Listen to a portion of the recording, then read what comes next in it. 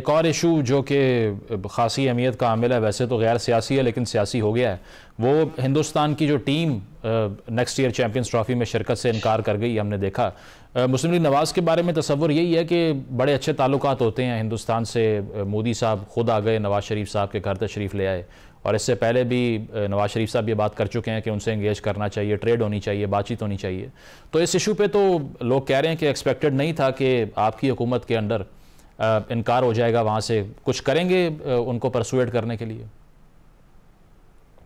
जी, एक पूरी संजीदा कोशिश की जा चुकी है, और लेकिन नरेंद्र मोदी की तरफ से मुस्तकिल जो पाकिस्तान मुखालिफ और मुसलमान मुखालिफ गुफ्तगू जो है, तासुब का इजहार जो है, उसने पाकिस्तान को ये कदम लेने पर मजबूर किया है। और उसमें कुछ मुजम्मिल साहब जो कमर्शियल इश्यूज हैं आईसीसी के और पाकिस्तान की जो हकूक है बतौर एक मेजबान के, वो भी उसमें शामिल है कि इसको एक मुस्तकिल इस्तेमाल बतौर हथियार इस्तेमाल नहीं किया जा सकता कि अगर हम नहीं आएंगे तो फिर न्यूट्रल जगह पे कर लें।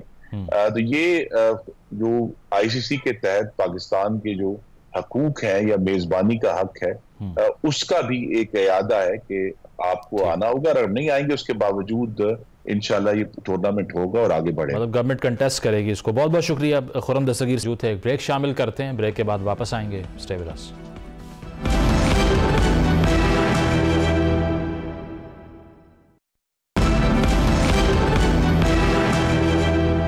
वेलकम बैक नाजरीन। IMF का वफ्द 5 रोज़ा दौरे पर पाकिस्तान में मौजूद है, और ये अनस्केजुअल्ड दौरा इसीलिए कि वैसे ये 2-3 महीने के बाद होना था, लेकिन पहले इसीलिए हुआ कि बहुत से टारगेट कहा जा रहा है कि मीट नहीं किए जा रहे थे। इसमें बताया ये जा रहा है कि अखराजात कम करने का या फिर 189 अरब रुपए के टैक्सेस लगाए जाने का मुतालबा किया जा रहा है, और साथ साथ ये कि जो रेवेन्यू टारगेट्स हैं उसमें पंजाब का भी खसारा सामने आया, बाकी सूबों ने सरप्लस बजट दिया, ये भी एक पॉइंट ऑफ कंसर्न है। ये भी कहा जा रहा है कि मिनी बजट लाए जाने का भी खदशा मौजूद है। खदशा इसीलिए कि पहले ही सैलरी क्लास को बहुत टैक्स किया गया है, अब दोबारा से यही एक्सपेक्टेशन है कि उन्हीं को टारगेट किया जाएगा। चूँकि ताजिर दो स्कीम जो हुकूमत ने बनाई, उसमें जो कलेक्शन का, जो रेवेन्यू इकट्ठा करने का उनका टारगेट था, वो तकरीबन 10 अरब था, लेकिन किया 17 लाख रुपए, जो कि बहुत बड़ा शॉर्टफॉल है।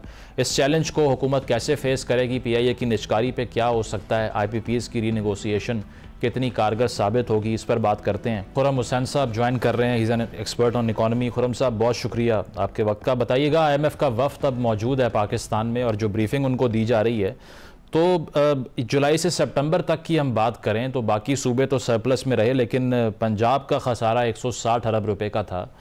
ये बुरी खबर है, और इस पर क्या रिस्पांस हो सकता है IMF का? डेफिनेटली अच्छी खबर तो नहीं है। जहां भी IMF के टारगेट्स और खास तौर पे रेवेन्यू के हवाले से टारगेट्स अगर मिस हुए तो एकदम से IMF के हेडक्वार्टर्स में घंटियां बजनी शुरू हो जाती हैं, वहां से कॉलें आनी शुरू हो जाती हैं, वहां से सवाल पैदा होने शुरू हो जाते हैं। अब यहाँ भी एग्जैक्टली यही हुआ है। जो अभी IMF की टीम आई हुई है, ये स्केड्यूल्ड विजिट नहीं है, ये एक अनस्केड्यूल्ड विजिट है। IMF का जो अगला स्केड्यूल्ड विजिट था वो जनवरी के महीने में था, और ये उन्होंने बाकायदा ऐलान करके कहा है कि अनस्केड्यूल्ड विजिट पे आ रहे हैं, क्योंकि 190 अरब रुपए का एक तो रेवेन्यू कलेक्शन के टारगेट में खसारा आया है, ऊपर से एटलीस्ट एक सूबे ने, पंजाब ने मिस किया अपना सरप्लस का टारगेट। और आई थिंक उनको भी इतना पता है इस चीज का कि पंजाब को आजकल चला कौन रहा है और किसका हाथ है पंजाब के चीफ मिनिस्टर के पीछे। तो वो भी अब ये देखना है की कोशिश कर रहे हैं कि भाई ये कहीं गवर्नमेंट के या रूलिंग पार्टी के अपने लोग जो हैं वो तो नहीं कहीं या नॉन कोऑपरेटिव एटीट्यूड ले रहे गवर्नमेंट की तरफ। और तीसरी चीज PIA की प्राइवेटाइजेशन का जो फियास्को हुआ है, उसके बारे में भी सवाल उठेंगे लाजिम कि अब आपका आगे क्या प्लान है, क्योंकि PIA की प्राइवेटाइजेशन तो जून तक हो जानी चाहिए थी। आपको याद होगा फाइनेंस मिनिस्टर ने अनाउंस किया था पावर में आने के फौरन बाद, लेकिन वो इतने डिलेज के बाद, उसके बावजूद इस जिस तरीके से वो उसमें फियास्को हुआ है, अब सवाल वहां भी पैदा होंगे। तो काफी हद तक सवाल तो पैदा हो रहे हैं, लेकिन आई डोंट थिंक अभी ये फीलिंग कहीं है कि इसकी वजह से प्रोग्राम डिरेल हो जाएगा। खुर्रम साहब, PIA के हवाले से जो आपने बात की है ना, उसमें आपको लगता है गवर्नमेंट ने बहुत एम्बिशियस टारगेट रख दिया? एक बैंकरप्ट एंटिटी है, अगर उसको कोई खरीदना चाह ही नहीं रहा, उस प्राइस के करीब भी जो आप एम कर रहे हैं, तो ये फैसला सही था हुकूमत का? देखिए, फैसले में तो वो मजबूर थे।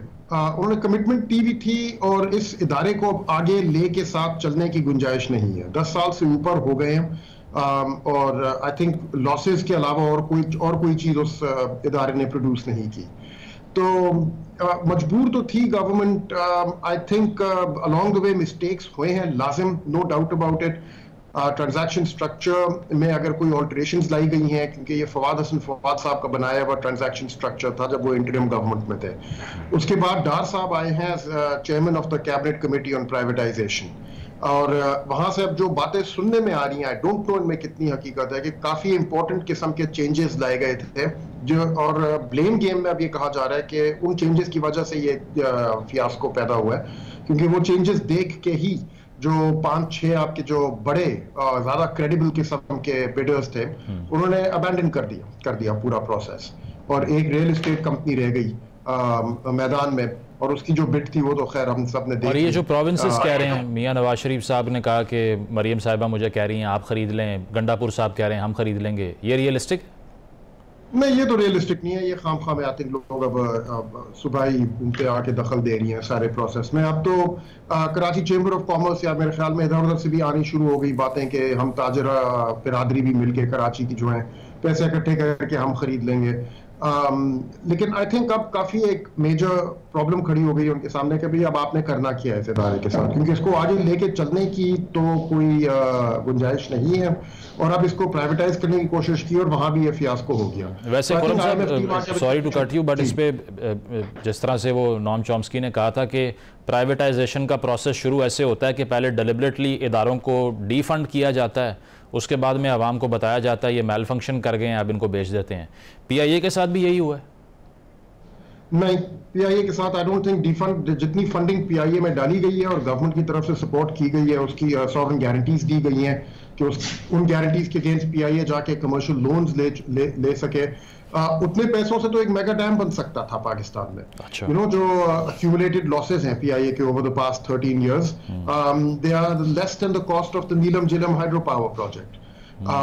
तो यहाँ तो आई थिंक प्रॉब्लम उल्टी है कि ये इदारा हद से ज्यादा पाकिस्तान की जो फंडिंग है, जो स्टेट के जो रेवेन्यूज हैं और एक्सपेंडिचर्स हैं उनको खाए चले जा रहे हैं, और इन रिटर्न कुछ दे नहीं रहा। तो कुछ तो करना है इसके साथ। IMF की जो तजावीज़ हैं उन पे वापस आते हैं। अब वो कहा जा रहा है कि 2 चीज़ें प्रपोज कर सकते हैं। पहला तो ये कि आप मिनी बजट ले आएँ, क्योंकि जो पहले 4 महीने का FBR का टारगेट है उसमें 189 अरब रुपए के खसारे हैं, उनको पूरा कर सकें। और दूसरा ये है कि जो गैर महदूद आपके अखराजात हैं उन्हें कम करने का जो मंसूबा आपने बनाया था उसकी कोई इम्प्लीमेंटेशन कर लें। तो आपको क्या लगता है कि प्रैक्टिकल कौन सी चीज़ है दोनों में से? मिनी बजट आ जाएगा? I think mini budget it's looking likely, it's looking possible, क्योंकि जितना बड़ा रेवेन्यू होल आया है उसको मिनी बजट के थ्रू ही वो कर सकते हैं। अब लेकिन प्रॉब्लम उसमें गवर्नमेंट के लिए ये है कि इस नींबू को अच्छी तरह से निचोड़ तो चुके हैं वो लोग। मिनी बजट में अब आप जहां भी मजीद, और कहां से वो लेके आएंगे मजीद रेवेन्यूज? मुजम्मिल क्या मुझ पे और आपके ऊपर टैक्सेस, मजीद इनकम टैक्सेस लगा के हमसे निचोड़ेंगे, या मजीद GST लगा के, या मजीद वैसे एग्रीकल्चरल सुपर टैक्स लगा रहे हैं ज़रात पे, वो पंजाब में ज़रात पे लगा रहे हैं, लेकिन वो तो जुलाई तक का प्लान है ना। जुलाई में शुरुआत होगी उसकी, लेजिस्लेशन जनवरी में पास होगी, जुलाई से शुरू करेंगे। अभी जो बातें चल रही हैं IMF के साथ वो तो ये है कि आप अब से लेकर जून तक जो आपका टारगेट है वो कैसे मीट करेंगे। तो मिड कॉस्ट इमीडिएट तरीके से जितनी आपकी रेवेन्यू लाइंस थी जहां से गवर्नमेंट रैपिडली रेवेन्यू रेज कर सकती है वो तो ऑलरेडी मैक्स्ड आउट है, दे आर फिनिश्ड। तो मिनी बजट लाना तो होगा, लेकिन अब वो कहां से निचोड़ेंगे मजीद रेवेन्यूज निकालने के लिए, that I don't know, we'll have to wait to see। और इसके अलावा औरंगजेब साहब ने ये कहा कि हमारा क्रेडिबिलिटी का और ट्रस्ट डेफिसिट का इशू है IMF के साथ, कि वो हमें ट्रस्ट नहीं करते, और साथ साथ हम क्रेडिबल भी नहीं रहे कि जो हम कमिटमेंट्स करते हैं पूरी नहीं होती। इसका कल्प्रिट कौन है? इसको कौन रिपेयर करेगा? इसका 100% कल्प्रिट गवर्नमेंट ऑफ पाकिस्तान है। और मैं सिर्फ एक किसी रूलिंग पार्टी या किसी एक गवर्नमेंट की तरफ इशारा नहीं कर रहा, ये तो आई थिंक हमारा 2021 से ट्रैक रिकॉर्ड चल रहा है। मार्च 2021 में पहले ही सेट ऑफ कमिटमेंट्स पाकिस्तान ने की थी, और देते साथ ही जैसे ही पैसे आए दिनों के अंदर अंदर उन पे मुकर गए। पैसे आते साथ दिनों के अंदर अंदर मुकरे थे। दोबारा फरवरी 2022 में यही स्टोरी हुई, और फरवरी 2022 माइंड यू ये PTI हुकूमत थी, और फिर उसके बाद दोबारा से अगस्त 2022 में एक दफा फिर ये स्टोरी हुई। तो अब तो वो हर चीज को इतने गौर से देख रहे हैं कि दोबारा से एक चौथी दफा ये वाली चीज ना हो जाए कि पैसे जैसे रिलीज हो तो उसके बाद अपनी कमिटमेंट से मुकरना शुरू कर दें। तो क्रेडिबिलिटी गैप तो है, लाजिम है। सही। और जो elephant in the room IPPs की बात होती है, जो बड़े लॉस मेकर्स हैं, अब उस हवाले से कहा जा रहा है कि कोई टेक एंड पे मॉडल है जिसमें 18 आईपीपीज से 2 हफ्तों में मुआहदा हो जाएगा, जिसके नतीजे में 70 से 100 अरब रुपए की बचत हो जाएगी। अच्छा इनिशिएटिव है कि एटलीस्ट रीनेगोशिएशन में तो गए हैं ना? नहीं, आई मीन मेरा नहीं ख्याल कि कोई आई थिंक इस इनिशिएटिव में हवा ज्यादा भरी जा रही है, इसमें कोई इतना दम है नहीं। वो कैसे? पहली चीज के वो इसलिए क्योंकि देखें, अगर आपका गोल है कि एंड यूजर टैरिफ्स जो हैं बिजली के उनको कम करना हो, मेरी अभी जैसे बिजली जो है मुझे कोई तकरीबन 70 रुपए फी यूनिट बिल हो रही है, ठीक है, समर गर्मियों के महीनों में। अगर इसको कम करना है तो इन इनिशिएटिव्स के थ्रू जो अभी आईपीपीज के साथ टैरिफ रीनेगोशिएट कर रहे हैं, उससे मुश्किल से 2 रुपए का फर्क पड़ेगा पर यूनिट, जिससे कोई फर्क नहीं, जो हमें कोई काबिल जिक्र फर्क नहीं है मेरे बिलों में। और लेकिन इनसे जो नुकसान हो रहा है, आपकी बिजनेस कॉन्फिडेंस जो लूज हो रहा है, आपके मुल्क में का जो इन्वेस्टमेंट इन्वायरमेंट है और उसमें जो आपकी स्टेट की खास तौर पे जो कमिटमेंट्स हैं, उनमें जो क्रेडिबिलिटी की इरोजन हो रही है, वो I think is going to cost us more in the longer run. तो फिर वो सब एग्जैजरेशन थी, कयास आ रही थी कि आईपीपीज को रीनेगोशिएट कर लें तो फिर सारे मसले ही आपके हल हो जाएंगे। यस, 100% एग्जैजरेशंस थी। और उन दिनों में जब ये सारी बातें की जा रही थी तो जो लोग ये बातें कर रहे थे उनकी अपनी कैलकुलेशंस के मुताबिक कोई मुश्किल से 5 रुपए फी यूनिट का फर्क पड़ना था। एप्टमा चला रही थी इस मुहिम को उन दिनों में, और वो खुद कह रहे थे कि कोई तकरीबन 500 अरब रुपए का आप एनुअल सेविंग्स कर सकते हैं। आप मैथ्स खुद लगा लें, 100 billion units of electricity are sold every year in Pakistan. आपने 500 अरब रुपए अगर कम कर लिया, मुश्किल से 5 रुपए पर यूनिट का फर्क पड़ता है।